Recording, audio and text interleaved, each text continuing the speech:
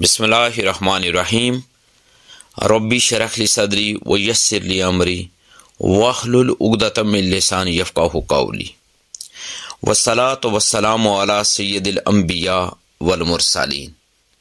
ایک بہن نے سوال پوچھا ہے کہ نماز عشاء میں کل کتنی رکعت پڑھنا ضروری ہیں؟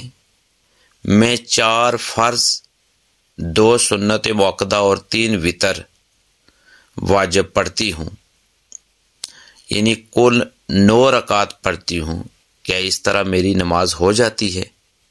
دیکھیے، بہن نے بہت اچھا سوال پوچھا ہے۔ اس کا جواب یہ ہے کہ نماز عشاء میں کل 17 رکعت ہیں، 4 سنت غیر موقدہ ہیں جو فرضوں سے پہلے پڑھی جاتی ہیں، اس کے بعد 4 فرض رکعت ہیں، اس کے بعد 2 سنت موقدہ ہیں، اس کے بعد 2 نوافل ہیں، اس کے بعد 3 وتر واجب ہیں اور آخر میں پھر 2 نوافل ہیں۔ یاد رکھیں کہ سنت غیر موقدہ ادا کرنا، اس کی بہت زیادہ فضیلتیں آئی ہیں۔ اگر ادا کریں گے تو ثواب ہوگا، نہیں ادا کریں گے تو یاد رکھیں کچھ بھی نہیں۔ اسی طریقے سے نوافل ہم جو پڑھتے ہیں ان کو بھی ادا کریں گے تو ثواب ہوگا، اور نہیں پڑھیں گے تو کچھ بھی نہیں۔ لیکن 4 فرض رکعت، اس کے بعد 2 سنت موقدہ اور 3 وتر واجب پڑھنا ضروری ہیں۔ اور اگر کوئی 4 رکعت فرض، 2 سنت موقدہ اور 3 وتر واجب، یعنی کل 9 رکعت پڑھتا ہے تو اس کی نماز بالکل ہو جائے گی۔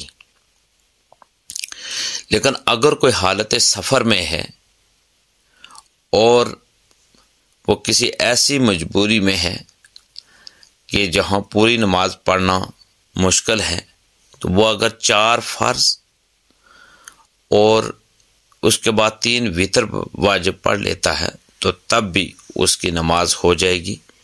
لیکن وہ سنت موقدہ کو ہر روز چھوڑنا یہ معمول نہ بنائے، اور اگر کوئی جان بوجھ کر بلا کسی عذر شرعی کے سنت موقدہ کو چھوڑ دیتا ہے تو یہ گناہ سے خالی نہیں ہے۔